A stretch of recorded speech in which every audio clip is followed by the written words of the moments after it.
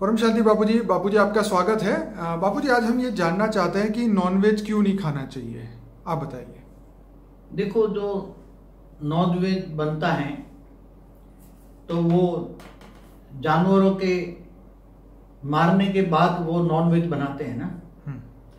तो जो नॉनवेज जो बनाने की प्रोसेस पहले समझनी चाहिए कि जब जानवर को मारते हैं, काटते हैं, तो मारते और काटते वक्त जानवर के अंदर जो एकदम आह पैदा होती है, जो दर्द पैदा होता है, खूब दर्द पैदा होता है इसको। तो जानवर को दर्द पैदा होगा एकदम, तो एक साथ में जैसे आपको कोई मारने भी आ जाता है तो आप पूरी बॉडी में कंपन हो जाती है ना। आप इंसान का तो अनुभव होगा, कोई पिस्तौल लगे पीछे पड़ जाए तो कितना कंपन हो जाता है। तो ये तो काटने की बात है ना। तो जब उसको एकदम जानवर को, कोई भी जानवर हो, काटते हैं तो उसके उसी मोमेंट पर पूरे शरीर में आह पैदा हो जाती है, इतना दुख दर्द का अनुभव हो जाता है। तो उसके जानवर के पूरी बॉडी के अंदर, पूरा जो अंदर उसका जो बॉडी के अंदर क्या होता है, उसको क्या कहेंगे अभी, उसको जो देखिए वो एक नेगेटिव संकल्प जो है पूरी बॉडी में फैल जाता है, एक डर का, एक भय, और उसकी जो फीलिंग है हाँ, उसको क्या कहेंगे, उसके अंदर से फिर मांस निकालते हैं ना, क्या कहेंगे उसको जी। जो उसकी बॉडी है, बॉडी के पार्ट्स है, अलग अलग काट के फिर वो उसको यूज करते हैं जो नॉनवेज की तरह। नॉनवेज को जो बॉडी के पार्ट्स खा के यूज करते हैं, मगर उसको हिंदी में क्या कहते हैं उसको? हिंदी में मुझे नहीं पता हिंदी में क्या बोलते हैं। हिंदी में तो मांसाहारी कहते हैं ना, मांसाहार, तो मांस ही कहेंगे ना उसको। जी। खून और मांस खाते हैं ना लोग, क्या बिल्कुल नॉनवेज खाने वाले, क्या उसमें हिंदी शब्द तो, नॉनवेज तो इंग्लिश शब्द है जी, मगर जो मांसाहार करते हैं ना, मांसाहार हिंदी में मांसाहार कहते हैं ना जी। तो ये उसका, कई लोग उसका खून भी पीते हैं जी। तो खून में भी वो मतलब आह आएगी ना, आह, दुख दर्द आएगा ना, उसके अंदर रिकॉर्ड पड़ा है। बापूजी आजकल सी फूड भी बोलते हैं, मतलब समुद्र से निकला हुआ फूड, वो अलग है। ये भी मछली भी तड़पण करके मरती है ना। तो जो कोई भी जानवर तड़पण करके मरता है, शरीर छोड़ता है या उसमें से आत्मा निकलती है, तो वो तड़पण, वो दुख दर्द पूरी बॉडी के एक एक सेल में व्याप्त हो जाता है। क्या हो जाता है? ठीक है, पूरी बॉडी के अंदर एक एक सेल में व्याप्त हो जाता है। तो वो तुम बॉडी के कोई भी पार्ट तुम खाओ, चाहे खून भी पियो, चाहे या ये नॉनवेज भी खाओ, तो ये बॉडी की जो तड़पन है, उसके अंदर जो एक एक सेल में तड़पन बनी है, तो ये कोई भी भाग का, बॉडी का कोई भी भाग का तुम ये नॉनवेज में बना के खाओगे तो वो खाने वाले के अंदर क्या जाएगी, तड़पन जाएगी ना, फीलिंग। हाँ, जो नेगेटिव फीलिंग है वो उसके अंदर आएगी। अंदर रिकॉर्ड क्या पड़ा है उसके एक एक सेल में, जो नॉनवेज जो खा रहे हैं उसके जो मांस है बनता है, मांस से बनता है मांसाहार, तो मांस जो बना, तो मांस के अंदर रिकॉर्डिंग क्या पड़ा हुआ है, आह पड़ी हुई है, दुख दर्द पड़ा है। तो आप क्या खा रहे हैं? दुख दर्द खा रहे हैं। क्या खा रहे हैं? दुख दर्द खा रहे हैं। तो अब दुख दर्द अंदर रिकॉर्डिंग पड़ा हुआ अनाज खाते हो, तो हिंदू में तो बोला है ना, जैसा अन्न वैसा मन। क्या? जैसा अन्न वैसा मन। अगर अन्न में दुख दर्द है, आह भरी पड़ी है, तो खाने वाला भी दुख दर्द अनुभव करेगा और वो आह का अनुभव करेगा और इतना दुख दर्द का अनुभव करेगा, तो धीरे धीरे करके डिप्रेशन में भी चला जाएगा, उसको दुख दर्द का एहसास होगा। और देखो, जो प्योर वेजिटेरियन जो अनाज खाते हैं, तो अनाज जैसे पकता है तो सूख जाता है, फिर अब वो दाना होता है।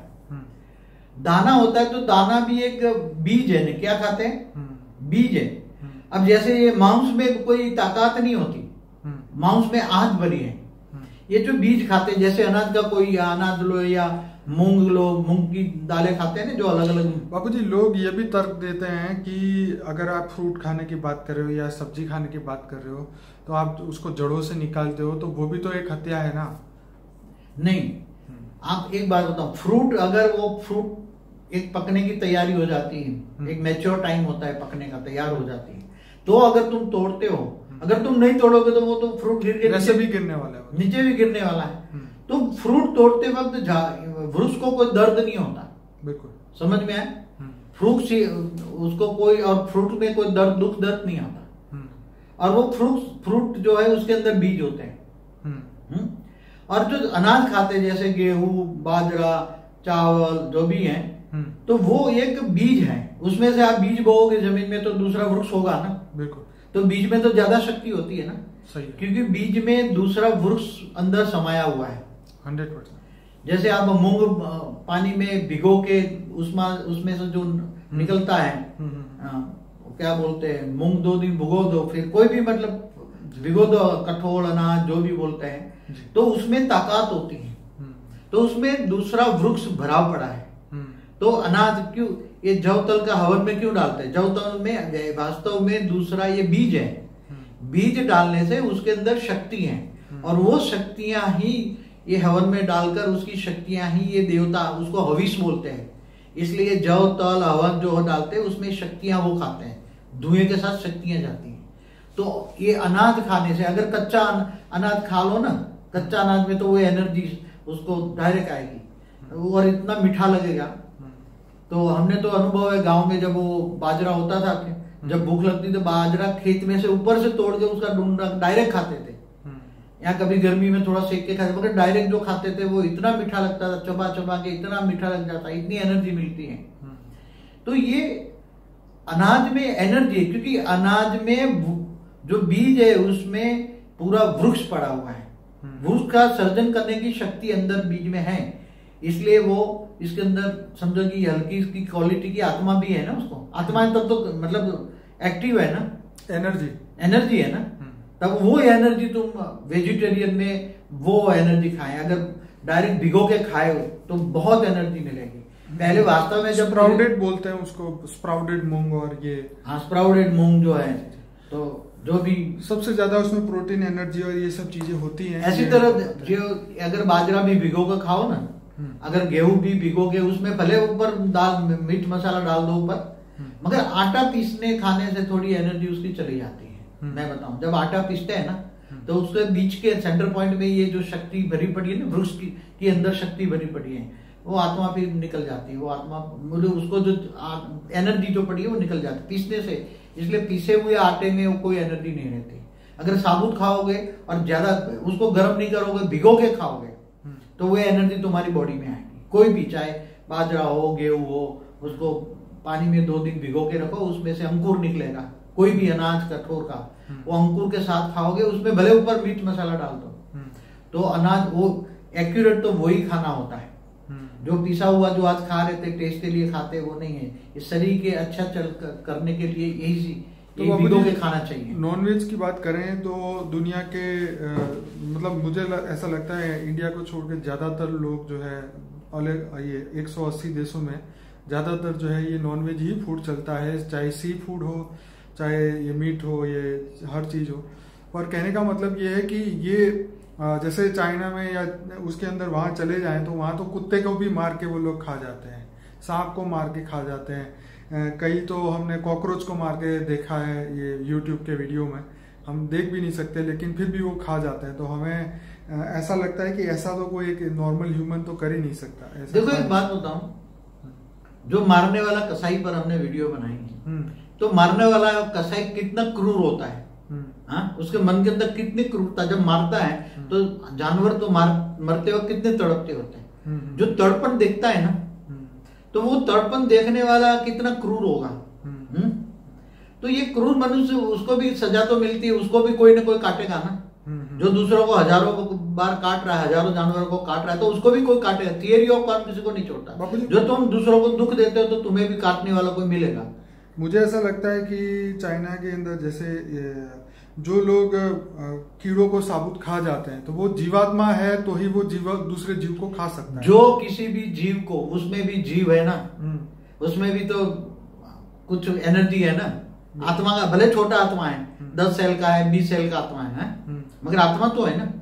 तो किसी आत्मा को तड़पते तड़पते तुम खा रहे हो, या तड़पते तड़पते मार के फिर उसका मटन खा रहे हो, या मांस खा रहे हो, जो भी खा रहे हो, मछली खा रहे हो, या कीड़ा खा रहे हो, मकोड़ा खा रहे हो, जो भी खा रहे हो, तो वो आत्मा जैसा अन्न वैसा मन। बाबूजी, मैंने ये बात बीच में बोलूंगा कि मैंने शास्त्रों में पढ़ा है कि जो जीव योनि है, इसमें जैसे शेर हिरण को खाता है, हिरण जो है सब्जियों को, फ्रूट को, फल को, पत्तों को, घास को खाते हैं। तो ये जो साइकिल में जो जीवात्मा आ जाती है तो वो जीवों को पाप नहीं लगता, क्योंकि वो साइकिल बनी हुई है। अब शेर तो घास खा नहीं सकता क्योंकि उसकी प्रकृति ऐसे बनी हुई है। तो इसके बारे में जो मनुष्य जानवरों का या कोई भी किसी प्रकार का मांस खाता है तो वो जैसा अन्न वैसा मन, तो उसका मन भी जानवर जैसा ही बनेगा, क्योंकि वो जो खाना हजम होगा तो उसमें से खून बनेगा ना। खून जब वो तुम्हारे ब्रेन को ऐसा ही खून अंदर आग लगी पड़ी है, दुख दर्द वाला खून बनेगा और वो जो ब्रेन को टच करेगा तो ब्रेन में मन है ना, आत्मा में मन है ना, तो मन के अंदर टच होगा तो तुम भी रोने लग जाओगे, तुम दुखी हो जाओगे और तुम दुखी हो जाओगे तो फिर नर्वस सिस्टम चली जाएगी और नर्वस सिस्टम में चले जाएंगे तो तुम्हारी बुद्धि, तुम्हारा मन जो है वो पत्थर बुद्धि हो जाएगा, जानवर जैसा बन जाएगा। इसलिए आज तक ज्यादा लोग मांसाहार खाने वाले जानवर बुद्धि बन गए हैं, उसकी मन में कोई अच्छा ही नहीं है, बस जानवर खाओ, जानवर जैसा जिंदगी। जानवर भी खा रहा है और मनुष्य भी खा रहा है, तो इसको क्या फर्क। एक बताओ कि हिंदू संस्कृति में इष्ट देव को कभी इसका नॉनवेज का भोग लगाते हैं? तो जो तुम्हारा इष्ट देव को नहीं लगाया जाता, तो तुम हिंदुओं की तो बात करता हूँ, हिंदू जो बहुत ज्यादा खाने लगे हैं।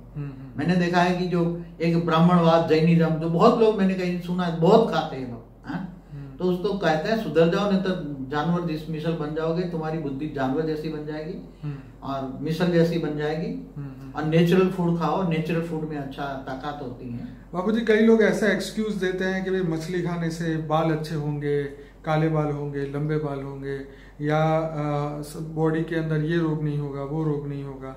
अब वो अपने अपने तर्क बता रहे हैं और दवाइयों में भी ये चीजें यूज हो रही है। बॉडी जो मछली का तेल जो है यूज होता है, अब वो भी तो उसी टाइप का होगा ना। आप बताओ दवाई के अंदर अगर मछली मारते वक्त भी अगर उसके ऑर्गन से तेल निकालते हैं तो तेल में भी तो वही तड़पन आएगी ना, तो पीने वाला भी तो तड़पेगा, वो कहाँ दवाइयों के काम आएंगे। इसलिए ये तो एक दवाई भावना से लेते हैं, उसके अंदर भावना मेरी मिट जाएगी, तो भावना काम करती है दवाइयों में। दवाइयों में भावना है तुम्हारी कि भाई भावना का भाड़ा मिलता है, बाकी तो उससे कोई फायदा नहीं होता।